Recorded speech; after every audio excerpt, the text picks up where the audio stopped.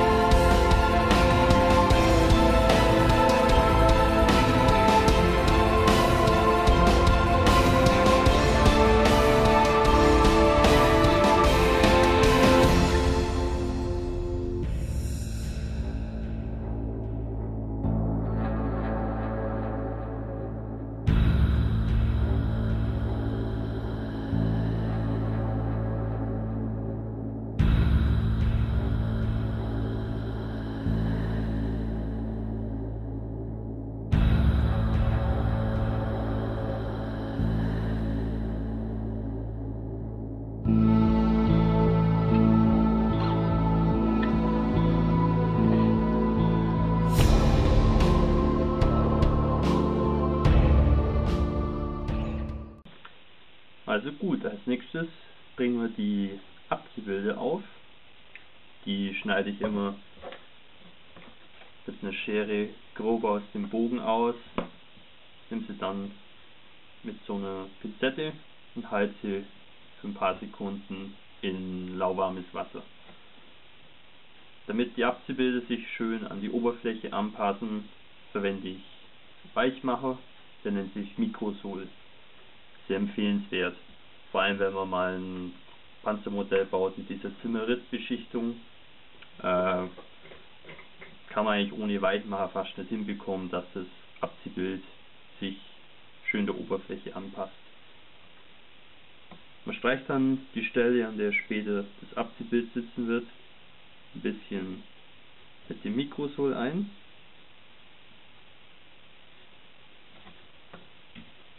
Nimm dann Abziehbild aus dem Wasser,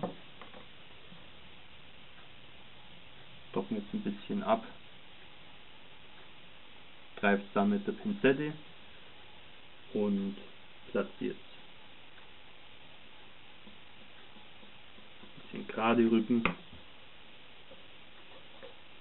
nochmal ein bisschen Weichmacher drüber.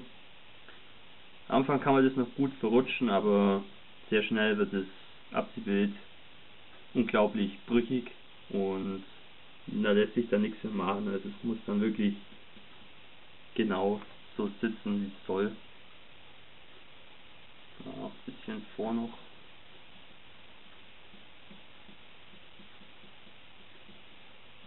Kann auch sein, dass es ein bisschen so Knitter bekommt, das ist aber nicht so schlimm, das geht von alleine weg. Also nicht erschrecken, falls es der Fall sein sollte. Gut, jetzt können wir mal die ganzen Räder montieren und uns anschließend der Kette zuwenden.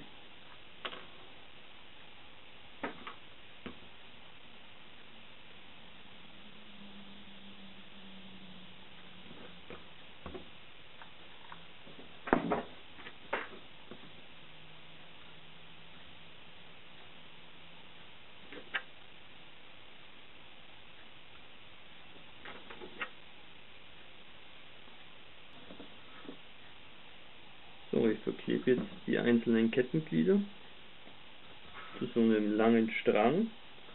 Und wenn er dann lang genug ist, lege ich ihn ums Fahrwerk und fasse das Ganze dann auch an mit dem Kettendurchhang und so weiter.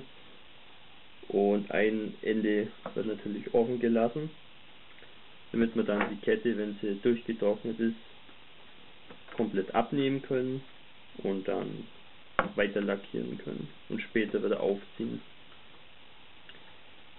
Ich kann auch nicht immer ganz nachvollziehen, was manche Leute gegen die Einzelgliederketten haben. Meine Mama kann es nervig sein, wenn man die von den Gießästen rausschneiden muss.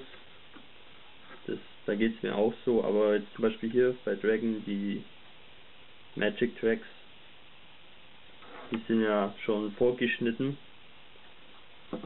Kommen einfach so wie hier, einfach in den Beutel.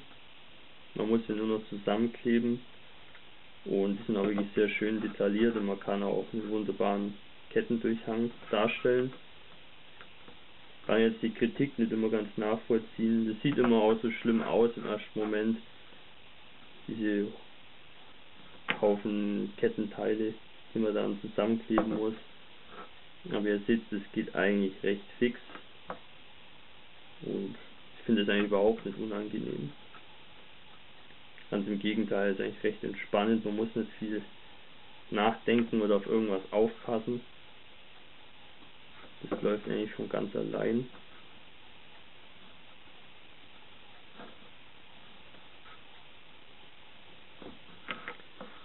Schön ist auch, dass der Kleber die Ketten wirklich gut zusammenhält, aber er es auch eben flexibel lässt, sodass man eben das auch gut im Fahrwerk anpassen kann. Selbst hier der vordere Bereich, den ich schon vor 10 Minuten geklebt habe, der ist immer noch schön beweglich und ja, ich finde das eigentlich eine gute Methode. Ich hätte es auch schon die Ketten vorher anpassen können oder auch erst später. Das ist Geschmackssache, ich mache das meistens dann immer, wenn das Modell eigentlich fertig ist, bis auf die Alterung. So, die Kette dürfte jetzt die richtige Länge haben. Jetzt ziehen wir die mal auf und gucken, ob es passt. Wenn nicht, müssen wir sie entweder verlängern oder verkürzen. Und wenn ja, dann bringen wir sie in die richtige Position. Das ist ein bisschen kompliziert. Ich hänge das jetzt vorne ein im Antriebsrad, damit die Kette komplett geschlossen ist.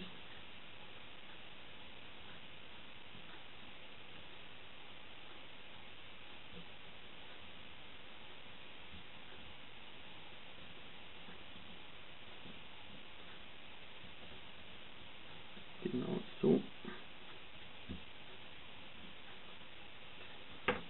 Und da stecke ich jetzt mal zur Sicherung hier so ein Q-Tip rein.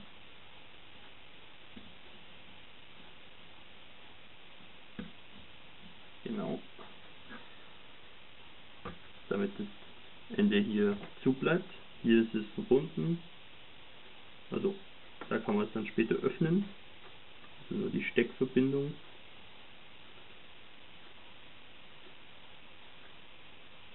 Okay, sieht ja schon mal ganz gut aus. Und dann ein bisschen Kettendurchhang erzeugen.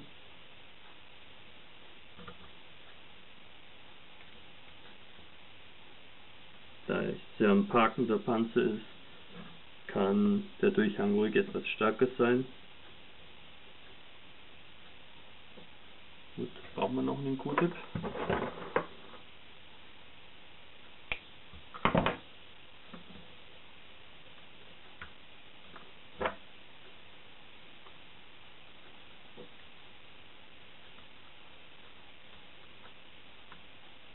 So.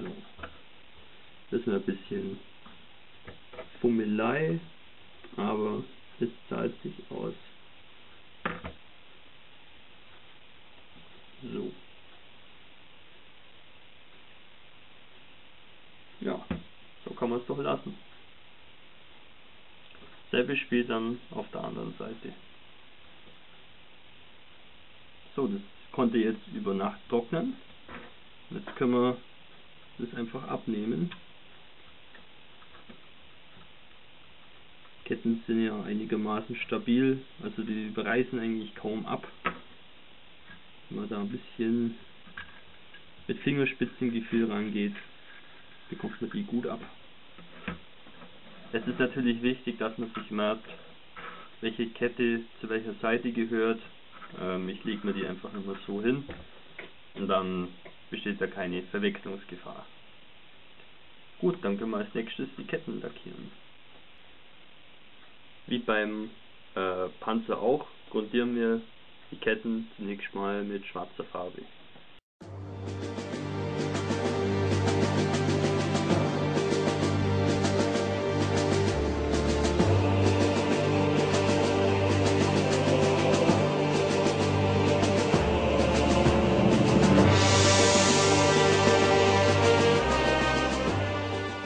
Als nächstes erhalten die Ketten einen nicht ganz deckenden Auftrag von Revell Matt 84 Lederbraun.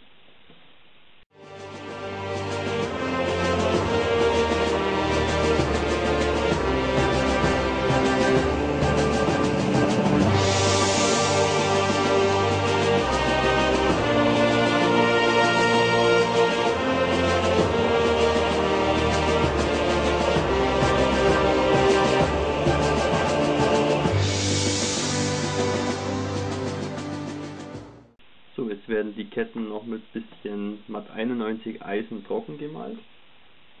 Ich nehme ein bisschen Farbe auf und bürste das meiste wieder runter, dass es eben nicht mehr so viel Farbe abgibt.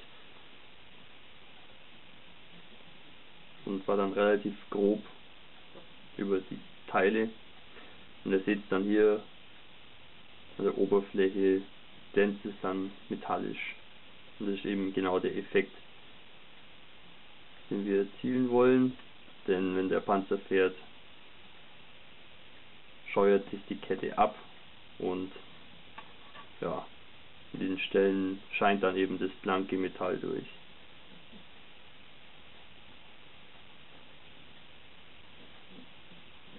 Und das tritt eben hauptsächlich außen auf, aber auch innen, da wo die Räder sich bewegen, in dem Fall genau zwischen den Führungszähnen. Und da lassen wir auch noch das Metall durchscheinen.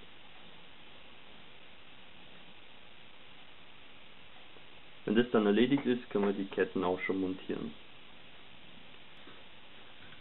So, die Ketten sind jetzt befestigt, genauso wie die Ersatzkettenglieder, die ich hier in gleicher Weise behandelt habe, die Ketten am Fahrwerk.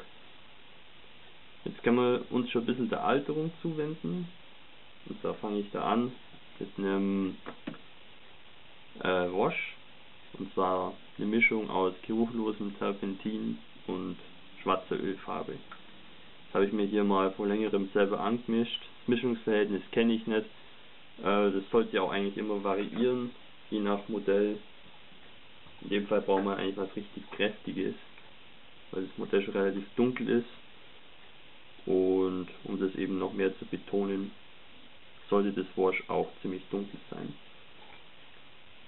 Wir bringen das auch im Innenraum auf, hat er noch keine Alterung erhalten, aber wie gesagt, man sieht eh nicht viel davon. Also eigentlich nur mal kurz drüber laufen lassen und gut ist es. Beim Innenraum kommt es dann nicht so drauf an, aber außen gibt man ein bisschen mehr Acht, ist ja klar. So. Das Wash, das rinnt eben in die Vertiefungen und trocknet da auch. Deswegen erscheinen dann Ritzen etwas dunkler und es gibt dem Modell einen wesentlich realistischeren Look. finde ich, die Oberfläche sieht einfach ein bisschen echter aus und auch abgenützt. Also ohne ein Washing geht eigentlich gar nichts im Modellbau. Normalerweise müsste das Washing mindestens 20 Stunden trocknen, aber hier seht ihr, es ist ziemlich sonnig gerade und deswegen war das jetzt innerhalb von 1,5 Stunden schon trocken. Um jetzt den Effekt von dem Washing abzurunden, werden wir jetzt noch ein bisschen trocken malen, und zwar mit der aufgehellten Grundfarbe, also matt 79 Blau-Grau und ein paar Tropfen Weiß. Da eignet sich jetzt so ein Borstenpinsel sehr gut dafür. Ja, und dann fährt man hauptsächlich an den Kanten entlang oder auch an den Nieten, Scharnieren und so weiter. Und da bleibt dann ein bisschen was von dieser helleren Farbe hängen und bringt eben dieses Detail ein bisschen heraus, das wird dann eben betont.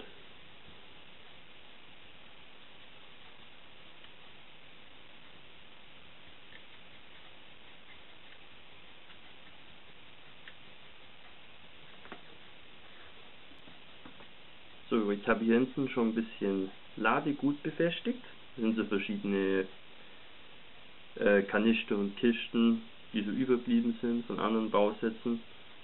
Und jetzt möchte ich noch hier als kleinen Hingucker und Lückenfüller eine Plane haben. Und ich verwende da gern Brillenputztücher. Das ist so Mikrofasermaterial. Und wenn man das dann mit ein bisschen Klarlack tränkt, dann trocknet es und wird ziemlich hart und bleibt auch am Modell kleben. Und das kann man auch sehr gut bemalen. Das gibt meiner Meinung nach eine recht gute Plane ab im Maßstab 1:35.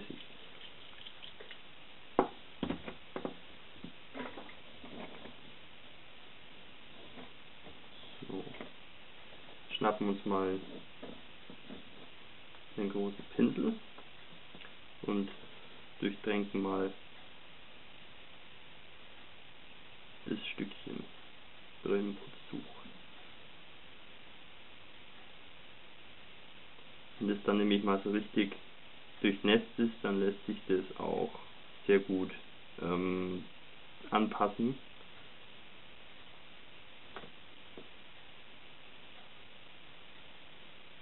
Was mal so in etwa.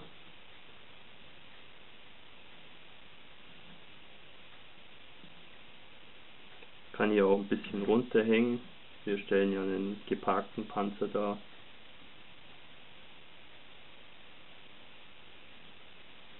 Hat man hier die künstlerische Freiheit.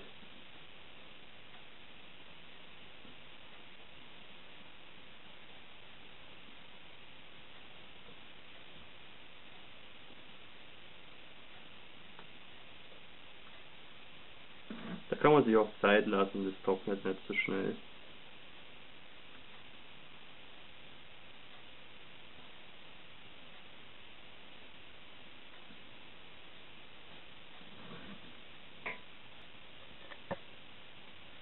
Ja, die Plane sieht doch eigentlich ganz gut aus. Bisschen Farbe drauf, lässt sich ganz gut bemalen. Ja, gefällt mir gut.